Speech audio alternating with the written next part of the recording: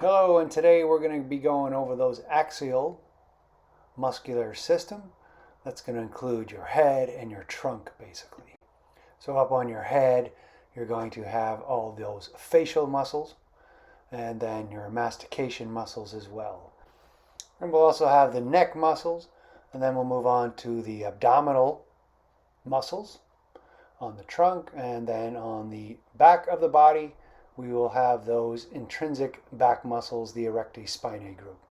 All right, so mostly I'll be going over the axial skeleton, but I'll also be talking about some general principles of muscle action and how you can determine the action of a muscle based on the position of how it spans the joint that it moves. All right, we're going to start off with the facial muscles, which are interesting because their primary function is for social communication. So we're going to start with these circular muscles around the eyes. These are the orbiculus oculi muscles that when they contract, they're going to squeeze around the eyes and close the eyes and eyelids. So these kind of circular muscles, when they contract, they act kind of like sphincters, closing and opening. And then the other sphincter on your face is your orbiculus oris, which functions to compress and purse the lips. And so the rest of the muscles we're going to look at in these facial expressions are going to be working around the mouth to make certain expressions like smile, fake smile, and frown. All right, these first two muscles that you see on the top right here are your zygomatic major, and then just superior to them a little bit more medially is going to be your zygomatic minor. So these two muscles are inserted around the corners of your mouth and slant upwards to attach around the zygomatic bone, right? So when they contract, they're going to make that smiley movement. Or you can make a half-hearted smile with the risorius muscle, which will draw the corners of your lips straight back toward the corners of your jaw there. All right, so those are moving around your mouth, but deep to the risorius, right over there, you have a muscle called the buccinator, right there, which is going to act to compress the cheeks. So this will be involved not only in facial expression, but also in moving the food around inside your mouth. And then this next set of muscles will also be on the corners of your lips, but they're going to originate from around the body of the mandible. And when they contract, they're going to pull the corners of your mouth down to make you frown. So those are your depressor anguli oris muscles. So your last facial muscles here also have a role in drawing the corners of the lips down, but also have a major role in opening the jaw, that is, drawing the jaw downward. So those are all your muscles of facial expression, and the buccinator and the platysma are also involved in mastication, that is chewing, which brings us to the next category of muscles on the head. With the exception of the platysma there, that's not really moving any bones, right? It's just moving your lips or your eyes to make those facial expression. The next ones are categorized as muscles of mastication, and these are going to be basically moving at the temporal mandibular joint, making your jaw move up and down, right? First big one up here is your temporalis muscle. Okay, this is attached to that temporal bone, the temporal fossa over here. And it's going to be inserting onto the condylar process of your mandible over here. Right? It's going to go underneath the zygomatic arch to insert over there. So this brings you to the first thing around a joint, right? Which is the more movable part, right? Obviously, your mandible is going to move. When this contracts, it's going to pull it up. So if your jaw is in an open position, when this contracts, it's going to pull it up toward the top right there. So it's going to elevate your jaw. That's the temporalis. And then the other one that's doing that is your masseter muscle over here. Right? That's going to be attached to your zygomatic bone onto the, I just usually call this the ramus or the mandible angle right here. Angle and ramus of mandible is what your book says right there. And so both of these over here, right, are what's called that mandible elevation, right? Bringing it up when they contract. When they contract, right? They're going to get shorter. They're going to exert that force and bring it up there. So those are those visible muscles. You also have attached, so the masseter is attached to the outside right here. And you're going to see a muscle attached on the other side, right over here. This is one of your medial pterygoid muscle, your pterygoid muscle, lateral and medial pterygoid. This is the medial pterygoid attached on the other side of this masseter. So it's a medial pterygoid. The other one, I'll just show it to you when we go into motion here because it's kind of deeper inside there. Let's see if they have let's see the motion. It's attached, remember those pterygoid process of the sphenoid bone, right? Remember your jaw can go elevate, but it could also make that side to side movement. It could also go protraction, retraction type of movements. Right, go back and, all right. So that's those are those, and there's also a muscle over here. This is part of your lateral pterygoids.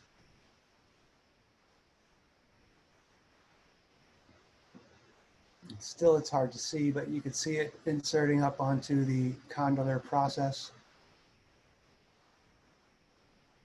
over here to also assist in these anterior side-to-side movements of the jaw right there around this temporal mandibular joint right here. All right, so those are movements right around that joint causing your jaw movements. And that's really all you have to know for the head. And then we're going to start to go a little bit below around the neck over here and look at these muscles that are moving the neck right here. And so before we start that, I just want to go into the terminology of these movements here. Many of the movements we're going to talk about are flexion. When we're talking about the body, after this facial muscle stuff, we're going to be talking about flexion and extension movements. And the general rule is when you're flexing, you're kind of creating an angle, starting from anatomical position. If you're creating an angle around that joint, right, so your head is being flexed, it's moving into this anterior position, kind of moving your head closer to your chest right here. And then when you bring it back toward anatomical position, you're going to be an extension movement. And if it goes backwards farther, that's a hyperextension movement. Okay, that's your head. If you're going to flex at the shoulder right here, you might be moving this arm from this position up this way, right? You're changing the angle, and then to bring it back toward anatomical position, that's going to be an extension movement. And again, if we want to move it in the posterior plane further, that's going to be a hyperextension movement. Okay, and then hip over here, at the elbow right here, same thing. If you're standing in anatomical position, you flex at the elbow. That is, you're bringing your whole forearm closer to your humerus area around that elbow joint. That's going to be a flexion movement, right? Creating that angle. And then when you bring it back toward anatomical position, you're an extension. You can't do, or most people can't do, a hyperextension movement with their elbow right there. And at the wrist, from anatomical position, you're going to be bending it inwards, right, toward your forearm. And then to bring it back or further is extension and hyperextension. And then at the hip, again, this flexion at the hip is going to be moving the entire leg, really the thigh and the leg along with it, in this anterior position. And then to bring it back to anatomical position is extension, or backwards is hyperextension. So these basic movements, and we're going to notice a pattern as we go along here, which I'm going to explain in a second. But in general, since these movements, right, above the knee so far are all moving in the anterior direction during flexion, and during in the posterior direction, extension and hyperextension, you'll see that the muscles that are causing these flexion movements are all on the anterior surface, and the muscles that are causing these extension movements are all going to be on the posterior surface. Right? And so this won't hold below the knee because it's going to switch around, because when you flex at the knee, they're going to be going backwards, and those knee flexors are going to be on the posterior side of the leg. All right, so the reason this is important is when you're learning the actions and everything, it's not so much a matter of memorizing each individual muscle. You could just look at what side of the joint that it's spanning and deduce. Well, if it's spanning the anterior surface of the joint up there, it's going to be a flexor. It's going to cause flexion of that joint. Right? So we'll get into this as we go along the muscles there, but just this is a way that you don't have to use all sorts of memorization, right? Taking up that brain space. The general rule for those, right? When you're in anatomical position, you're basically fully extended, right? And if you go backwards beyond that plane, posterior direction, you'd be hyperextended, right? But this is fully extended, whereas if you're in a fetal position, right, you're going to be curled up into a little ball, making as many angles as possible, curled up into your body like that. You could be considered fully flexed, right? So that's another way to think of what this movement might be when you're thinking about, okay, what do they mean by flexion at the arm or wrist or anything like that? Just curl yourself up, you're fully flexed. Right? And also just do the movements on yourself, feel what muscles are contracting, feel what muscles are being stretched, right? And again, you have a little bit of resistance that you're pulling against, you'll feel that much more pronounced, especially say if you're going from a flexed arm, if you're going back to anatomical position, that's being done by your triceps, although you don't really feel it in your triceps unless you have a little resistance against that movement.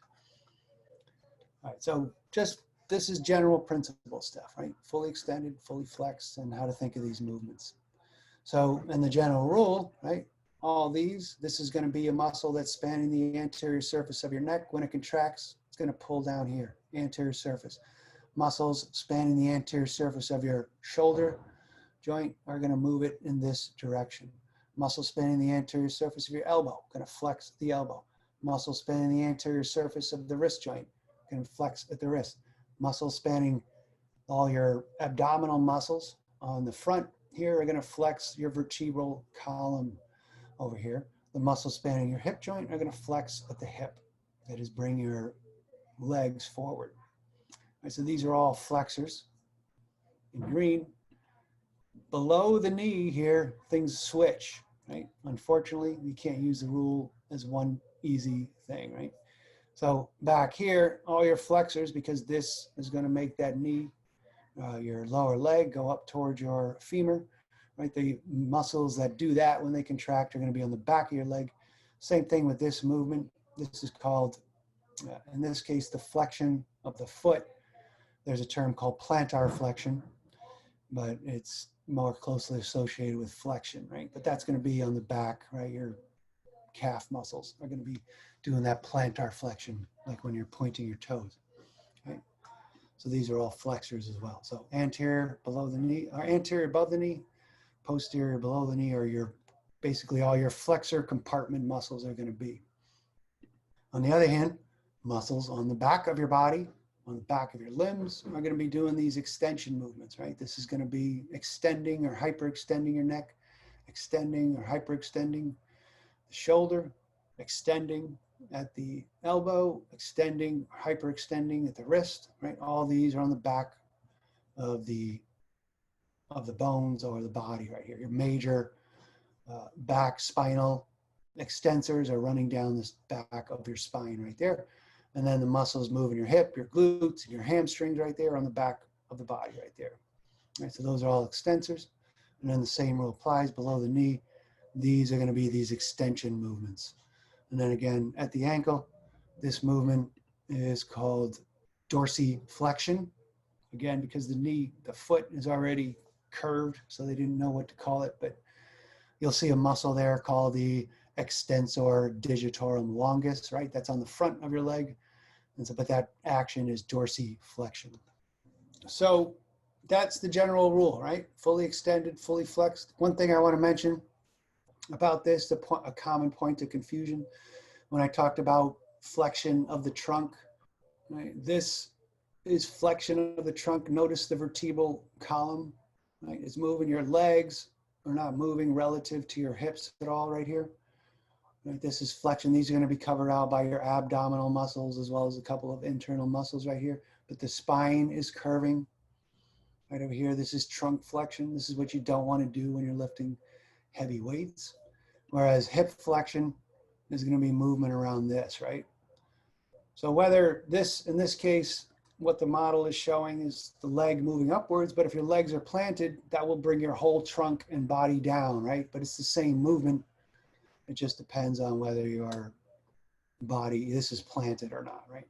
So that's hip flexion and trunk flexion, or vertebral column flexion and extension. So those are different terminologies, and the muscles will be very different. All right, so those are flexion and extension, and then just kind of understand that relationship, anterior, posterior. It makes sense if you think about it. All you got to do is think about, for a second, put your fingers, right? Take them, put them over any kind of joint right here, squeeze them like over your elbow joint right here. If you squeeze them, they're going to bring up your arm, right? That's a flexion movement. They're not going to push it back toward extension movement because muscles only pull things together. They don't push, right? On the back of your arm, if I want to bring it back, it's got to squeeze it that way. So you could do this for any movement and try to figure out, or right, if you feel it, you could make this flexion movement. You could feel your anterior deltoids kind of contract and harden, where on the back of your arm, your posterior delts are going to be stretching, right? So when one muscle is contracting, the other side of the joint, they're going to be flexing. All right. So the other major ones we're going to run into is this abduction, adduction movement. So when you're moving your limbs, this really refers to your limbs or digits. This is going to be moving your limbs away from the body. If you're abducting something, right, you're being abducted by aliens, you're taking it away, you're being taken away, right? So abduction movement is movement away from the body right here. And then if you want to add it back to your body, then this is an adduction movement, right? So this is movement in the medial lateral plane. And the rule here will be that muscles that are spanning the lateral surface of the joint right there are going to be doing these abduction movements, whereas muscles that are spanning the medial side of the joint right here are going to be doing these adduction. And again, it makes sense if you think about it, right? You just take your elbows right here. If you pinch it, if it's on the lateral side, you pinch it, it's going to move your arm away. Whereas if you bring it under, it's going to add it back to your body, right? So abduction, adduction. The other last one, fingers. Right now, they're all away from each other. So they're being abducted. They're away from each other. If I want to add them back, this is adduction, right? Right, wrist adduction and abduction too. If I'm in anatomical position, which would be that way, moving them away from the body is abduction. Moving them back toward is adduction. So those are those other major movements. And then there's a couple of weird ones, right? Or not weird ones, but a little more local ones. Rotation of the head, right over here, left, right, and left rotation. You're shaking your head no right there. And then there's these couple of runs around the shoulder and hip joint. You have this lateral and medial rotation, right? Or lateral external, that is bringing your shoulders a little back, right, toward the back of your spine or back to anatomical position. Whereas medial rotation is going to be kind of bringing it in toward the sternum. And that's movement at the shoulder or hip joint. These are a little bit kind of harder to understand, but those would make sense too. If their muscles are going to be spanning the anterior surface, bringing that whole shoulder girdle or from your arm toward there, or on the back of your arm, bringing the lateral extension. And then the other rotational movements, there's this pronation, supination movements. Here, if I'm in an anatomical position, if I was holding a bowl of soup, I would be in supinated position. If I were to turn them around like this, rotate them around, you'd be pronated, right? So this is that movement right there. Supination, holding a bowl of soup. Pronation, you're not holding a bowl of soup because it would spin. So those are those movements there. So for each muscle we're going over, try to think of them as one piece. The name, the attachment points, and what they might do. If you know the attachment points, you can deduce the action most of the time. If you know the action, you could also kind of induce, at least guess, where the insertion and origin are, right? If it's going to be doing a flexion movement, it's got to be above and below on the anterior surface of that joint. So probably somewhere on your radius or ulnar, and somewhere up on your humerus or maybe scapula right there. It's not all evident, but you can at least guess, right? All right, so what I'm going to do again is just walk down this list as much as possible, as far as we get, and go over these muscles and look at their actions as well. So this is the way you might want to use this model here. All right, so we were starting off at the neck movements around here, and we mentioned the sternocleidomastoid over here, so named for its attachment points. You got two heads, but it's attached to your sternum and the clavicle right here. This is what's considered the origin, because when it contracts, it's going to pull this section down toward the head for that neck flexion. So this is the least movable part. This is the more movable part. This is your sternocleidomastoid. Bony structures over here, right? So this is those attachment points right there. There's your mastoid process of the temporal bone around there. And there it's going to span, go forward and insert on the front. So this movement, cervical spine flexion, was basically the neck flexion, right? When it contracts, it's going to pull it. So flexion, and then something on the back here is going to pull it back extended. And now you're going to flex and move it down. The other things it can do, if you contract one side or the other, you could also do what's called lateral flexion.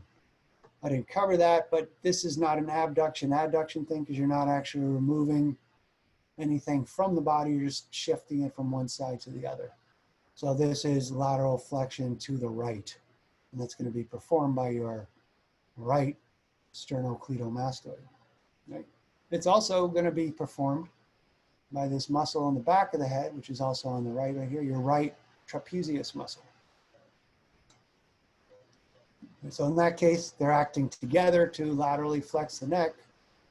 But the other thing that the upper trapezius does, which is going to be up on that external occipital protuberance up here, up on the back of your occipital bone, and then it has this broad attachment point over here, right?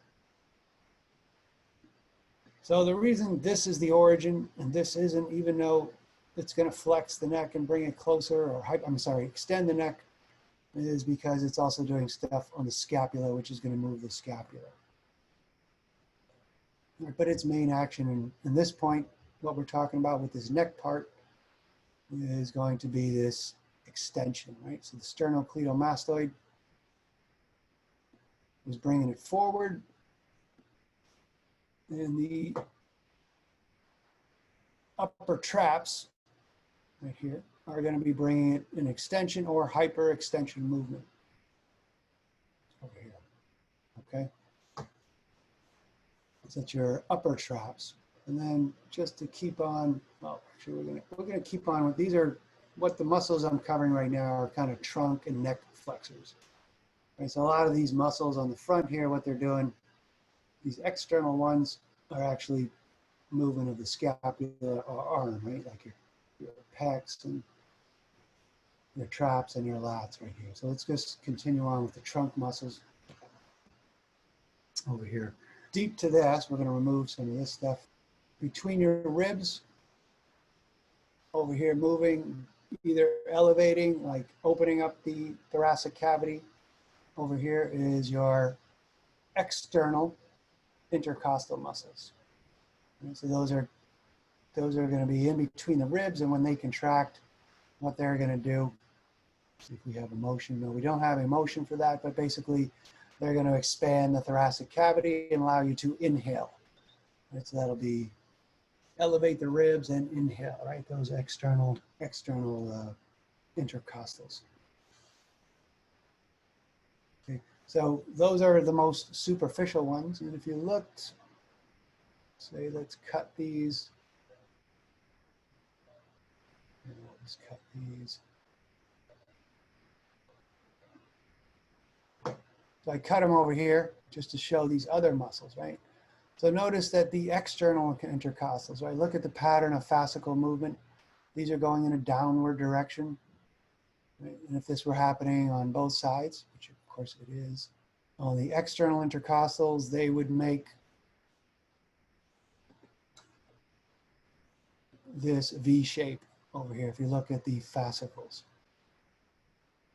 And so this is an important point on muscle identification. You're going to want to look at the direction of fascicles to identify muscles, because muscles are going to be running in a certain direction. They'll also kind of give you an indication, sometimes more obvious, of the direction of pull, right? So these are the external obliques, and then deep to them is the internal obliques. And then in this case, these muscles, which the fascicles are running in this direction, are going to be what's called depressing the ribs or exhaling. And so these are going to kind of decrease the thoracic cavity size and force the air out. So inhaling, exhaling, external, internal. And then their fascicles are running in the opposite direction. And so for those internal ones, they're going to, instead of making a V, they're going to make a kind of an A shape, this direction, for those fascicles. So that's one way you're going to be able to recognize those. We're going to see the same relationship for your external and internal obliques. So that's a good, these fascicle direction.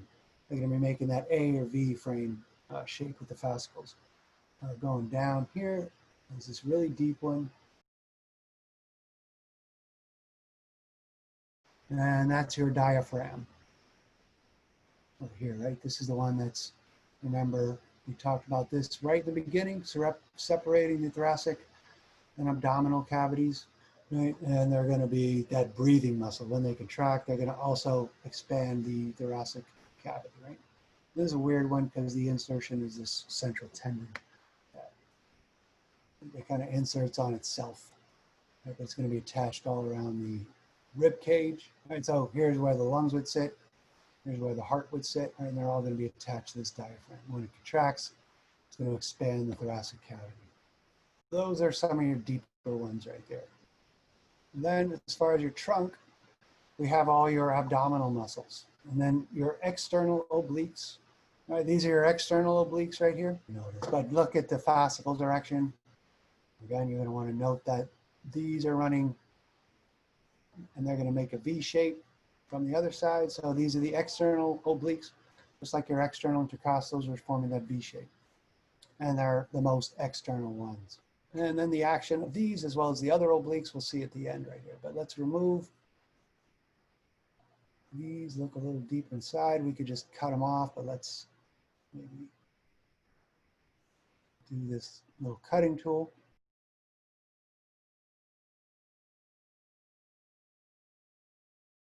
All right, so just deep to them is your internal obliques. And so you can see a little bit, not super clear, but especially on the upper superior portion, you can see the fascicles are going to be going upward, right? And to make that A shape right here, the fascicles are going to be going upward, right? So these are sitting just below the external ones. So you got your external obliques, your internal obliques. And then, let's see if we can cut these. You're going to see these ones running directly across, right, going sort of perpendicular to the body axis right here. These are your transverse abdominis over here, right? These are running straight across over here, kind of holding in your guts and doing a couple of other movements. And so those are your transverse, and then you have the ones rectus, means straight. These are running straight up and down to form those six packs right here. You have those separations called the tendinous inscriptions, so that they don't all fold into one big mess right here. Each one can contract independently. So there are actually 3 or 4 different muscles here. And those are going to be attached to your, around your pubic symphysis area right here from the top right here. So these are running flat straight down. So all these muscles, all your abdominal muscles are going to be doing a couple things right here, right? Again, most of these are going to be doing this trunk flexion, right? Like doing sit-ups, right? They're going to contract, they're going to pull the whole body down toward this way. Your spine is going to be a little bit curved. right? They're not going to have action at the hip, right? They're not going to do anything with the legs. So that is what one thing your muscles are doing. The other ones that are a little bit located on the side, if they are contracted independently, they'll also do those, what do you call those, lateral flexions, right? If one side is contracted or the other side is contracted. And that'll be true for your internal ones as well. But the other thing that all these muscles are doing are holding in your guts here, right? Because your guts are sitting in here. Notice that up here, your heart and your lungs are protected by your thoracic cavity.